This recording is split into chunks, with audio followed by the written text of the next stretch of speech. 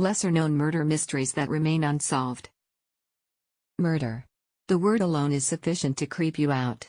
Simply the idea that a few people out there execute for delight could sufficiently be to make you never need to venture outside again. Nobody needs to succumb to a psycho's dreams. Nobody needs to be shot, cut, choked, harmed or pushed off a scaffold. Frighteningly, in any case, individuals are killed like this around the globe each and every day. They are shot angrily, wounded out of desire, choked in a snapshot of madness or pushed off a scaffold when nobody is looking. The repercussions of awful episodes like this leaves loved ones divested and harried, investigators working non-stop to discover the executioner. Some homicide cases are understood inside days, some inside many years. Some are rarely fathomed. Number 5. Arthur Buddy Schumacher.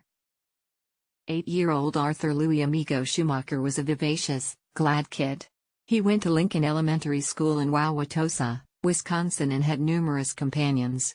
On July 24, 1925, he and a few young men from his area bounced on a cargo train to hitch a ride to the nearby swimming opening.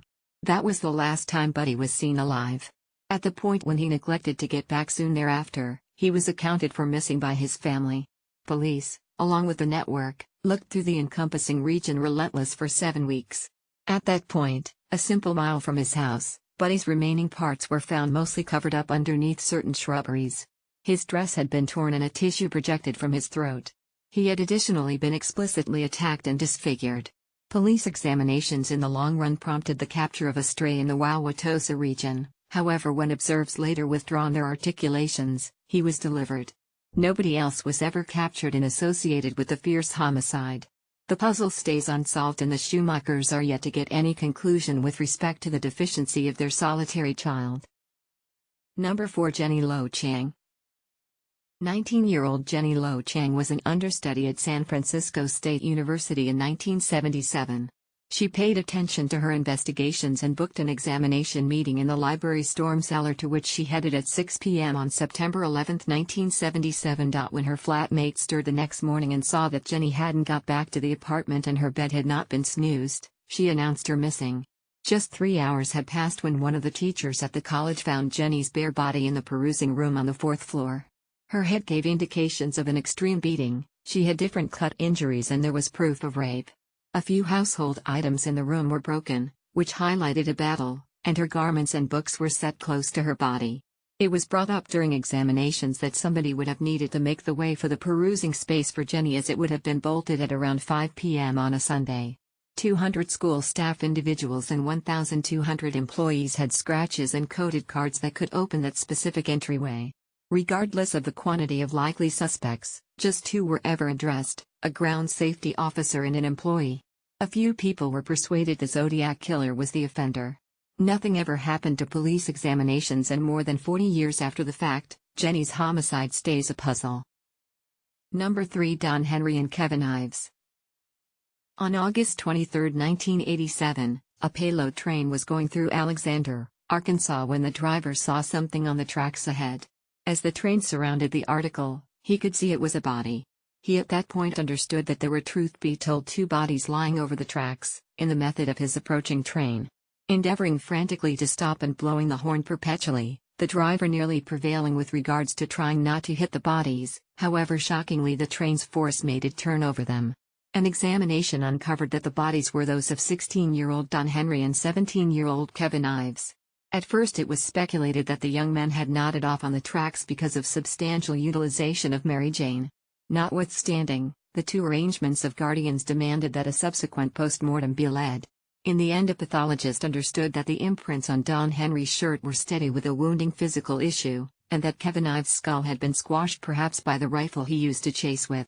A few observers professed to have seen a man wearing military clothing 7 days before the train occurrence, just as the very day the train hit the young men. One hypothesis had it that the young men may have discovered a medication managing activity and had been killed for it. Police explored every conceivable lead, yet they all prompted an impasse.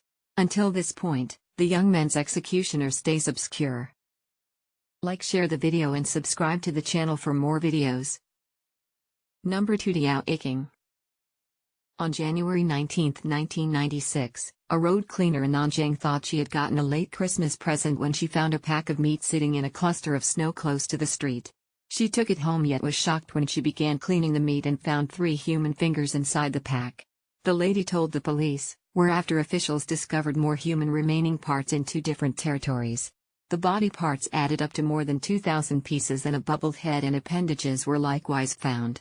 It was at last settled that the remaining parts were those of 19-year-old college understudy, Deo Ao. Deo Ao disappeared on January 10, 1996 in the wake of getting into a battle with different understudies at the college over the utilization of electrical machines. She was gone forever. Police dispatched a monstrous examination, however to date, Deo Ao's executioner is as yet unclear and the intention in her frightful homicide stays slippery. Number 1 Idol Owry. Edwin Smith was worn out and thankful to head home at soon after 12 p.m. on April 23, 1960. As he passed among Clybourne and St. Paul roads, he thought he heard somebody shouting. He halted his vehicle and tuned in. Sufficiently sure, he heard weeps for help coming from a back street. Hurrying to it, he was unable to accept what he saw. An older lady, later distinguished as 76-year-old Idol Owry, was lying in the back street shrouded in blood and wounds. At the point when he attempted to help her up, she shouted in torment, so he left to call the police, all things being equal. Sadly, an hour after police showed up and shipped Ida to a clinic, she passed on. Before she drew her final gasp nonetheless, Ida had the option to tell officials that a major white man who worked at the scaffold snatched her and hit her with a substantial item. He at that point assaulted her. At the point when he was done, he basically left her to kick the bucket in the rear entryway. An examination concerning Ida's life uncovered that she was to some degree an unusual maverick who adored rifling through trash bins. She had 2 sisters, both of whom hadn't seen her in some time. Police inclined up their quest for associates and distinguished 6 men with interest inside only a couple days. None of them were ever charged. A 24-year elderly person erroneously admitted to the homicide, and throughout the following not many weeks numerous others were addressed. Be that as it may, Idol Owry's killer is yet to be found.